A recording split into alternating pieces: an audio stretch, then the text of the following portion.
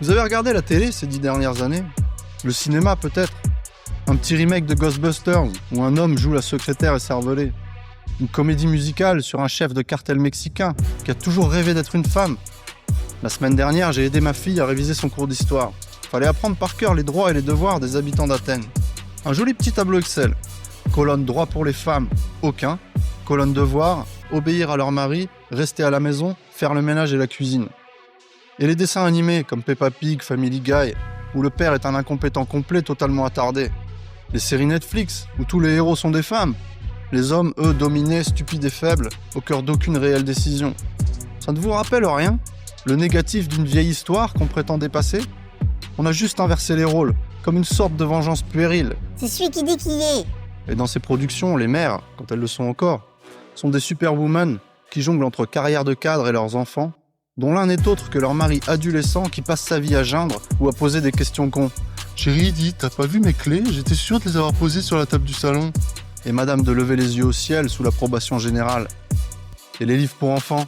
Combien de romans jeunesse et de BD font le procès de la famille ou de la masculinité? Ça fait 12 ans que je lis des histoires à mes filles. Et je vous assure, j'ai arrêté de compter les livres où papa-maman s'engueule, le père est mort ou les parents sont divorcés. Chez nous, ça part direct à la poubelle ou ça lance les barbecues l'été. Et encore, il y a peu de temps, c'était un peu déguisé. Aujourd'hui, c'est partout, tout le temps et complètement assumé. On pourrait se consoler après tout, c'est que du divertissement. Mais pas du tout. Parce qu'il n'y a rien de pire que les médias quand ils prétendent détenir une valeur intellectuelle et adresser des sujets de société.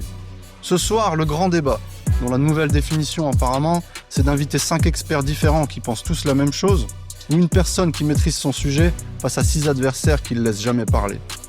Et ces jeux du cirque, à faire pâlir Rome, se déroulent sous le plus grand chapiteau du monde, Internet et les médias, avec au balcon pour orchestre la culture de masse. Demandez le programme, le grand duel des genres, un combat de catch endiablé où l'homme et la femme s'affrontent, chacun déguisé en caricature de l'autre. Le dompteur de mal toxique, sous les claquements de fouet, nos spécimens masculins sautent à travers les flammes de leur existence. Utérus et parasite, deux clowns d'une farce tragique où bébé colonise le corps de sa mère et le dévore de l'intérieur.